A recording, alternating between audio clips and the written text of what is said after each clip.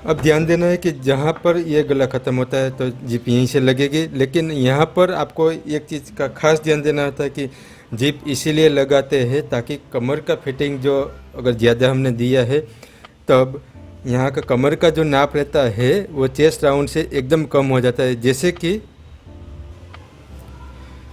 यहाँ पर हमने जो बनाया कि मेन चेस्ट का जो बॉडी नाप है 37.50 और अपर चेस्ट का नाप है 35, तो अब यहाँ पर वेस्ट राउंड का नाप देखें 31.50 है। हमने इसमें लूजिंग लगाने के बावजूद यहाँ पर जो नाप बना है 33, तो हमें ये चीज़ देखना है कि ये 33 वाला जो नाप है वो 37.50 जो बॉडी नाप है उससे नीचे उतर पाएगा। अगर हमने चेन नहीं लगाई, यहाँ पर टक्स दे दिया, फिटिंग वाला दिया है, आपने फिटिंग वाला बनाया है, चाहे गाउन भी क्यों ना बनाया हो, लेकिन अगर कमर से ये नीचे तक अगर ओपन नहीं हो रहा है या साइड में जिप नहीं है, बैक में जिप भी नहीं है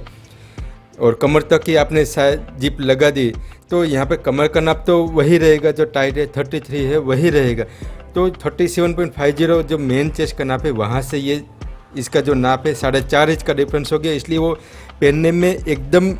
मुश्किल हो जाएगा। अगर एक बार पहन लिया तो निकालना भी मुश्किल हो जाएगा क्योंकि टाइट के कारण। इसलिए यहाँ पर हम जिप लगाते हैं कि जिप अगर यहाँ से हम जो भी लगाते हैं नीचे हमें 3.5 इंच नीचे हमें लगा नहीं रहता है, कम से कम 3 इंच आपको नीचे लगा नहीं रहता है। 3 इंच नीचे यहाँ पर जैसे मान लो कि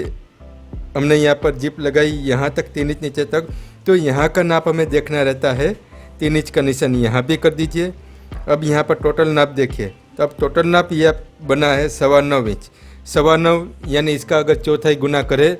तो 18.5 यानी 37 हो जाएगा। तो 37 तक वो खुल जाएगा, इसलिए यहाँ पर मेन चेस्ट का नाप से वो आसानी से वो कमर का नाप बैठ जाएगा, उतर जाएगा और पहनने के बाद वापस आप जिप बंद कर देंगे साइड हो या फिर बैक में,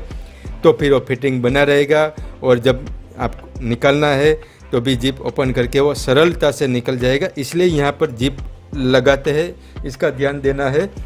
तो आपको एक चीज़ यही देखना है कि कमर का नाप जो बनता है वो मेन चेस्ट का जो बॉडी नाप है, लूजिंग लगाने के बाद भी बॉडी नाप से वो चीज़ उतरना चाहिए।